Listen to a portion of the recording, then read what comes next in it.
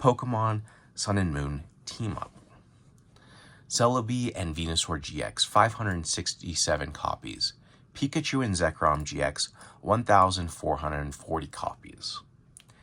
Gengar and Mimikyu, 1,410 copies.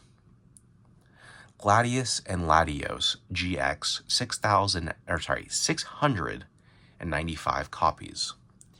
Eevee and Snorlax GX, 606 copies.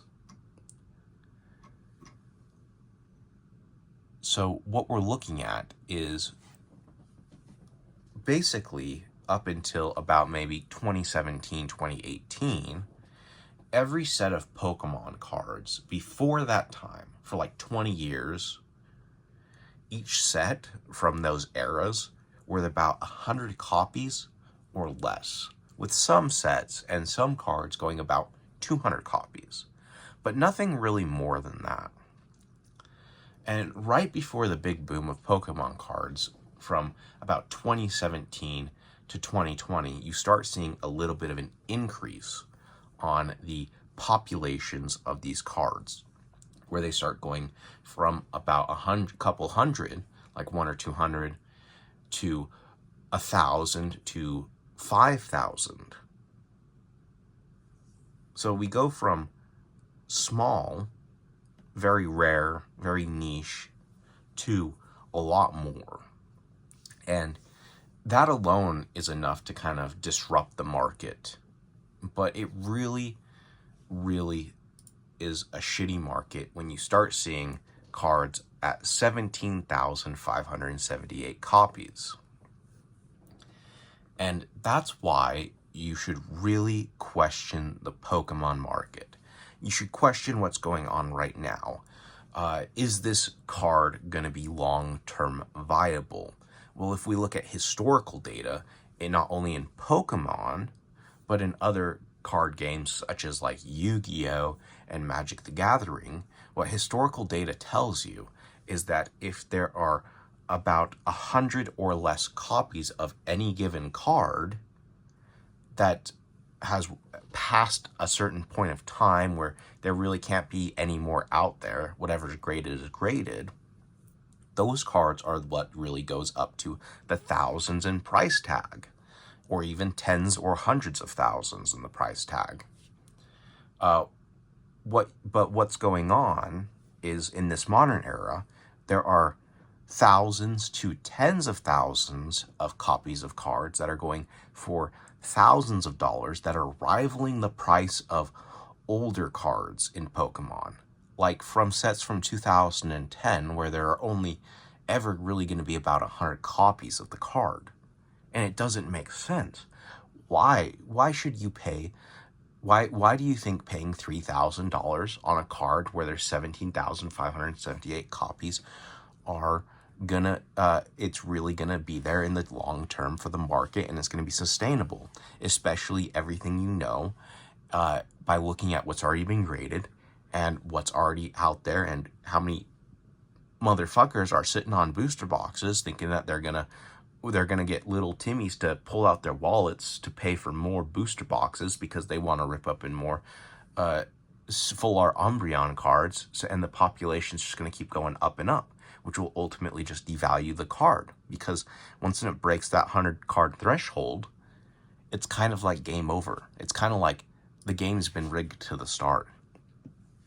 So now that we've really looked at numbers, because I know that people like to look at, they love modern Pokemon YouTuber channels. They love looking at the numbers. They love it. They go, look at these fucking numbers, as they show you a price chart of infinite profits. Let's go to a one where it's like infinite profits.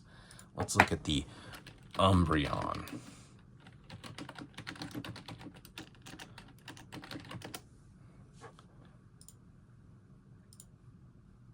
They love to pull up a brand new card of high population and go, wow, look at that.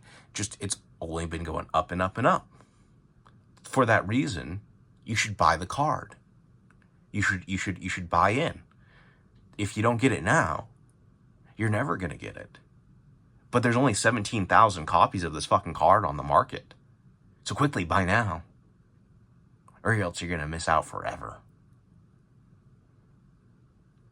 And the game's been rigged from the start. It's already broken. The spell has been broken. There are too many cards on the market that are out there for Pokemon. There are too many motherfuckers grading cards. We went over everything you need to know, pretty much summed up without looking at every little 1, 2, 3, and 4 number. Because Pokemon people who are Poke-shills, who are hyper-shilling the market, who want you going out and buying Pokemon cards and spending $1,000, $3,000, $5,000 on cards with high pop reports, and they say, question nothing, and just look at these infinite profits of these markets. Do you know how many times I see people do that? Like every fucking day. There are probably 50 channels out there where every day they will pull up some bullshit graphs about how they keep making money and they keep making money, but they don't pull up the real numbers that really matter, which are the pop reports. Because the pop reports are actually what's really determining the pricing. What's really going on right now is that there is a very volatile market of where people, it's this toxic circle where people think it's worth money, so it's worth money. And there is no real basis for that besides bullshit charts, where they go, see, lots of people are buying the card. That's why it's expensive. But they're not really expensive for that reason. And it ultimately just boils down to how many copies are out there and how old is there, because we don't want motherfuckers going out and opening up booster boxes and finding more and devaluing that card that you're an owner of. So I hope that you can understand why I am so frustrated about this modern market and why I refuse to participate in it. Because I know a lot more than the average knuckle dragger who just walked into his first Walmart or Target and went up to his fucking first Pokemon vending machine or Pokemon shelf and bought his first product, and he thinks he's gonna make thousands of dollars because the guy on the internet said so. And it's true right now. And that's why I'm so vehemently talking about this, is because it shouldn't be this way. And let's look at all the historical data. Let's look at what's really matters. It's all about when the dust settles. Yeah, people like this shit now, but what happens 5 years down the road, 10 years down the road, 15 years down the road? Do you think that there's ever going to be another copy of a card that's going to be released that people are going to lose their fucking mind over? Yeah, there is. And it's going to be through Pokemon. It's going to be through Magic the Gathering. It's going to be through, the Chocobos. You got to get the Chocobos. There's only 77 or 71 of them. You got to get the Chocobos. The new high, the new whatever, the new card. That's great. I love collecting cards. I love the chase. But I hate when people have fucked up the market this badly. And I know how fucked up it is. And I refuse to participate in it because it's just spending money that you shouldn't be spending on stupid shit that's never going to really go anywhere. Because when the dust is going to settle, it's going to flip hard. And all these Poke-shills, all these Poke-tubers are going to have to sit there and fucking delete video after video of all their fucking bullshit hyper-shilling, proving that we're all going to make millions of dollars off these new cards. Just look at the infinite profit graph. Don't look at any other numbers, because those numbers don't determine the value. Except they do. So, hope you learned something.